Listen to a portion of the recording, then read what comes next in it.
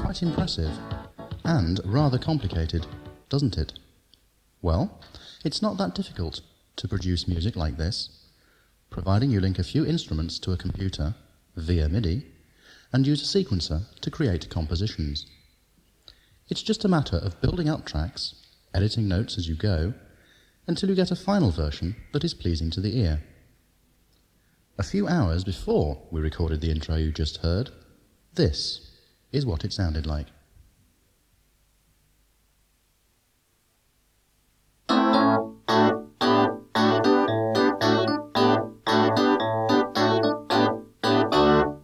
This is part of the main chorus, being played on a Yamaha DX7.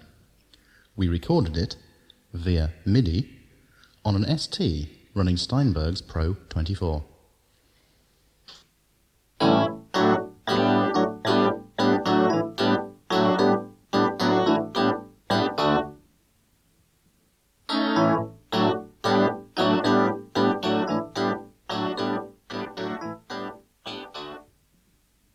The chorus was then quantized, or in other words, we used the software to correct timing errors in the recording and deleted any incorrect notes introduced by fumbling fingers.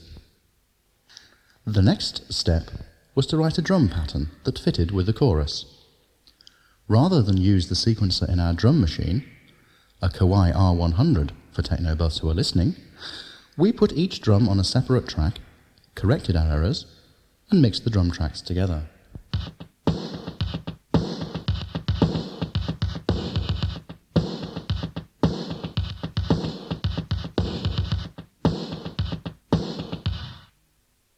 We only wrote a 2-bar pattern of drums for this section. Like all good sequencing software, our program allowed us to loop the 2 bars as many times as we liked. Then, we set to work on the bass line.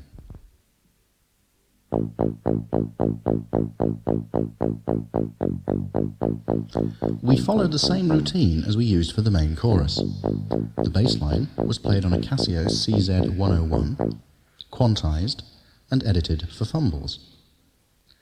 Before recording the bass line into the ST, we practiced it until it fitted to an accompaniment, which we made by mixing the chorus and drum tracks together and looping them endlessly. This was the result.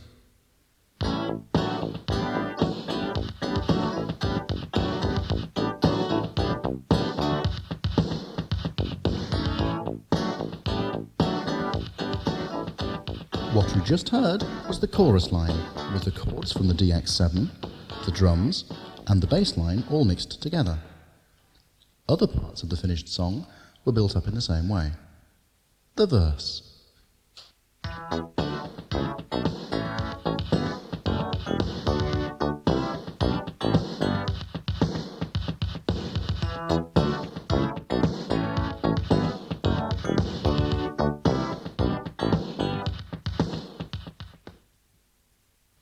And the bridge section.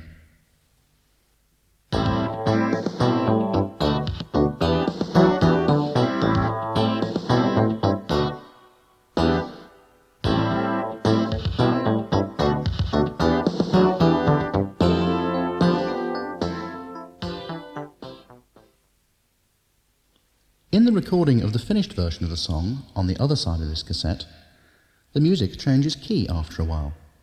A key change is very simple to achieve with a sequencer, and key transposition is a technique commonly used by the likes of Stock, Aitken and Waterman.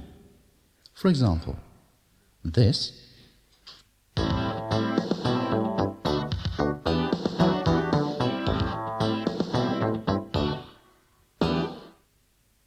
can be changed to this.